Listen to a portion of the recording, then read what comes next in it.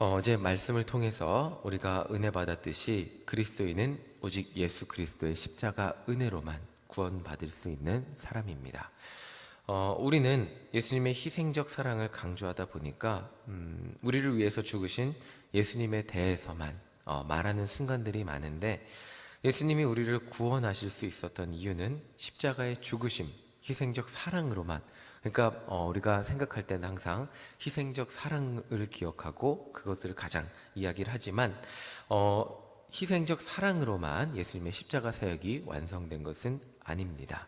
십자가에서 죽으시고 죽음을 이기시고 다시 살아나셔서 하늘에 오르셨기 때문에 우리를 구원하셨습니다. 어제 목사님 말씀을 통해서 잘못된 신앙에 대해서 말씀을 듣고 은혜를 받았지만, 핵심은 우리가 매주 함께 고백하는, 방금 전에도 고백했죠, 사도신경에 다 들어 있습니다. 사도신경은 우리가 믿는, 내가 믿는 표준신앙은 이것이고, 우리는 이 신앙을 공동적으로 고백하고 이 신앙을 고백하는 공동체입니다. 이런 믿음을 가지고 있습니다. 나는 이것을 믿습니다 라고 고백하는 것이 사도신경이죠.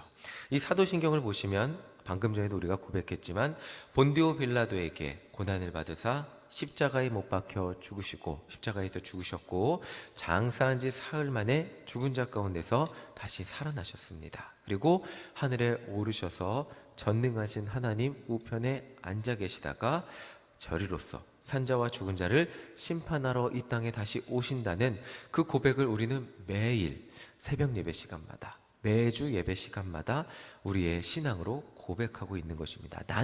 우리는 이것을 믿습니다. 자, 우리는 사도신경을 매 예배 시간에 고백함으로써 이렇게 예수님을 이런 분으로 믿는다고 고백하고 있습니다.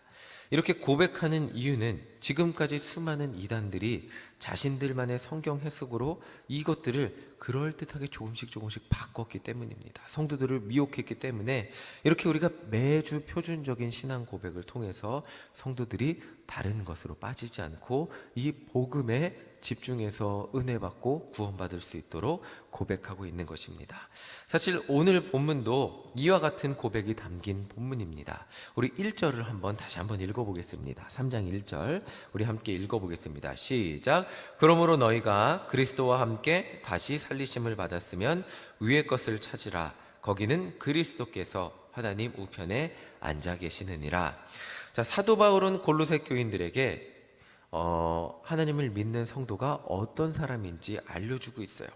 골로새 교인들, 그 성도들이란 사람들은 예수님을 믿음으로 새 생명을 얻은 존재들이라는 것인데, 자세히 보시면 예수님 죽으셨지만 부활하셨고 하늘에 오르셔서 지금 하나님 우편에 앉아 계신다는 고백이 모두 여기 있음을 알 수 있습니다. 그리스도와 함께 다시 살리심을 받았다 그랬잖아요. 그리스도가 살리심을, 다시 살리심을, 부활하셨고 하늘에 오르셔서 하나님 우편에 계신 분, 그것을 바라보는 자가 성도임을 말해주고 있습니다. 자, 그래서 이것을 바라볼 때 예수님의 죽음과 부활, 그리고 하늘에 오르신 분이 다시 오심을 통해 새 생명을 알려주고 있습니다. 이렇게 바른 신앙을 가진 성도들에게 사도 바울은 이렇게 권면하고 있습니다. 우리 2절 한번 읽어보겠습니다. 2절입니다. 시작. 위의 것을 생각하고 땅의 것을 생각하지 말라. 하나님 아버지, 그리고 구원하신 그 구원의 주 되신 예수 그리스도를 바라보라는 것이죠. 구원받은 성도들은 위의 것을 생각하고 땅의 것을 바라보지 않는 사람들입니다. 자, 위의 것이 무엇인지 3절을 통해 보겠습니다. 3절 읽어보겠습니다. 시작. 이는 너희가 죽었고 너희 생명이 그리스도와 함께 하나님 안에 감추어졌음이라. 자, 위의 것은 예수 그리스도만이 줄 수 있는 새 생명이라는 거예요. 너희가 죽었고 너희 생명이 그리스도 안에 감추어졌다는 거예요. 그리스도께서 4절을 보면 다시 오실 때 우리가 알게 된다는 건데, 그리스도만이 줄 수 있는 새 생명을 가진 자가 그리스도인이라는 거죠. 이 생명은 그저 우리가 예수님을 믿을 때 얻을 수 있는 선물입니다. 그런데 신앙생활을 하면서 우리는 땅에 살기 때문에 자꾸 땅의 법칙으로 신앙을 이해하려고 할 때가 너무나 많습니다. 이게 예수를 믿어도 오래 믿어도 자꾸 우리의 업적과 우리의 공로를 생각하게 될 때가 많다는 거죠. 유초등부 아이들에게 물어보면 잘 알 수 있습니다. 하나님이 너희들이 착한 일을 해야 사랑할 거냐 같으냐고 물어보면 대부분 고개를 끄덕여요. 어떤 나의 착한 일을 해야 하나님이 나를 사랑하실 것 같은 마음이 언제나 우리 마음속에 있는 거예요. 그리고 반대로 너희들이 뭔가 잘못하면 하나님이 너희들을 사랑하지 않을 것 같니? 물어보면 또 고개를 끄덕여요. 이게 인간의 자연스러운 마음이에요. 내가 어떤 착한 일을 하고 업적을 하고 뭔가를 잘할 때 하나님이 나를 더 다독여주고 사랑할 것 같고, 내가 뭔가를 잘못하면 하나님이 나한테 뭔가 좀 덜 사랑할 것 같은 그런 마음이 있는 게 인간의 자연스러운 마음이라는 거죠. 그래서 아이들에게 설명해 주는 것이 이겁니다. 하나님은 너희를 똑같이 사랑하셔. 똑같이 사랑하신데 너희들이 잘하면 너무 예뻐하시고, 너희들이 좀 잘못하면 하나님은 너무 가슴 아파하시고 안타까워하셔. 그리고 너희들이 착하게 살기를 원하시는 게 하나님의 사랑이야. 하나님의 사랑은 똑같아 라고 설명을 해줘야 됩니다. 근데 이것을 가지고 젊은이부에게 설명을 해도 비슷합니다. 예배를 안 나오면 하나님이 자기들한테 화를 낼 것 같아요. 너무 무섭다는 그런 얘기도 하고, 하나님이 나를 조금 덜 사랑할 것 같다는 그런 얘기도 듣게 됩니다. 하나님의 사랑은 우리에게 동일하게 언제나 존재합니다. 그 예수님의 십자가 사랑이 하나님을 믿는 사람이나 믿지 않는 사람이나 동일하게 적용되지만, 구원받은 자에게, 특별히 우리에게 있는 그 사랑이 우리에게 임해서 구원받은 것은 하나님의 전적인 은혜라고밖에 표현할 수밖에 없는 것이죠.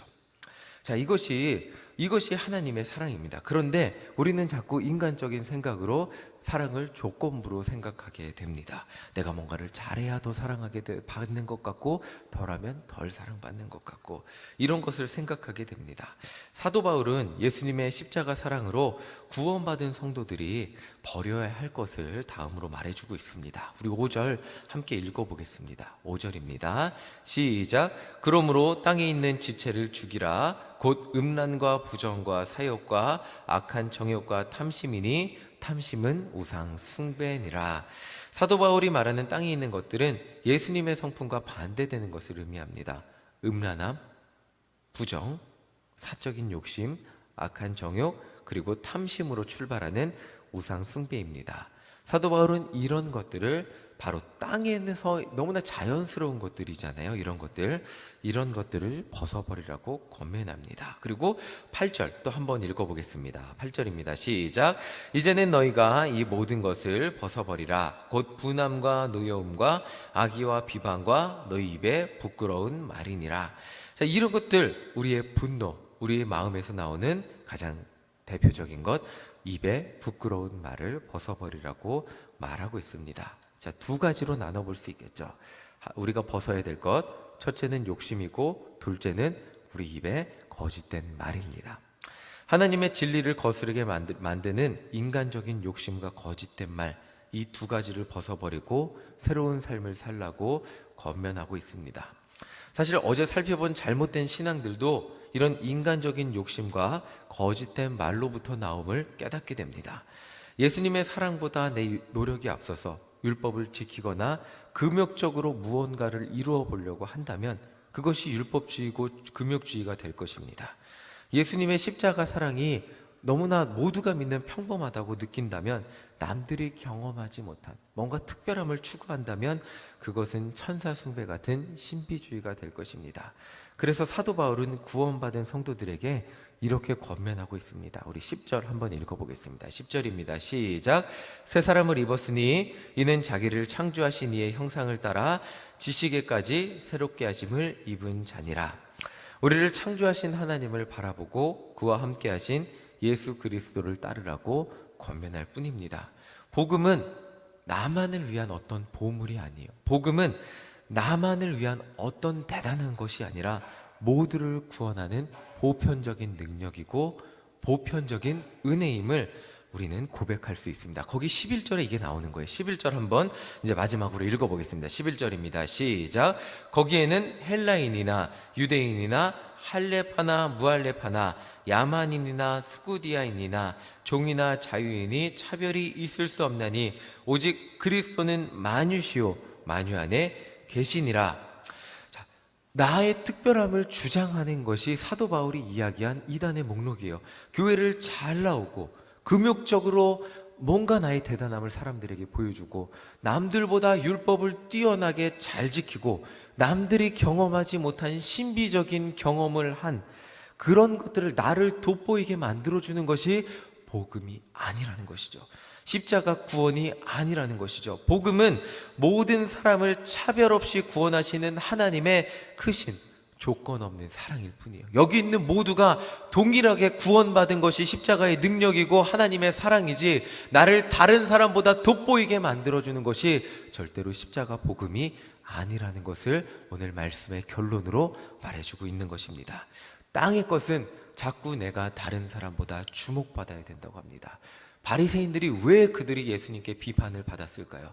내가 율법을 잘 지킴으로 저 세리와 저 창녀보다 내가 더 뛰어납니다. 하나님, 내가 율법을 잘 지켰으니 나를 더 특별히 사랑해 주십시오. 나는 세상 사람들보다 돋보일 자격이 있고 세상 사람들에게 추앙받을 자격이 있고 하나님께 특별한 사랑을 받을 자격이 있습니다 라고 한 사람들이 바리새인들입니다. 그러나 예수님은 그들을 칭찬하지 않으셨고 오히려 독사의 자식들이라고 말했을 뿐입니다. 영혼 사랑이 없는 그들을 향해 하나님의 마음을 가지지 못한 그들을 향해 잘못되었다고 책망하실 뿐이었습니다.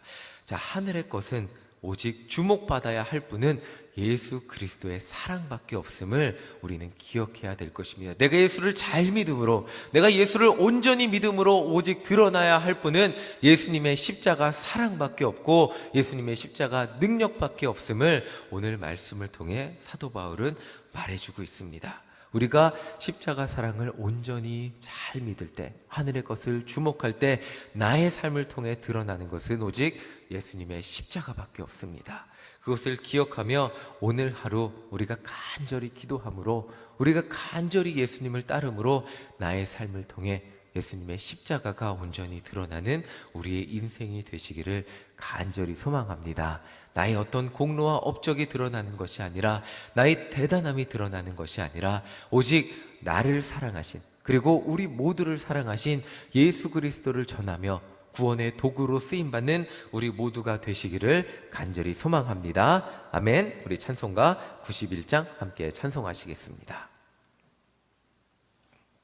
찬송가 91장입니다.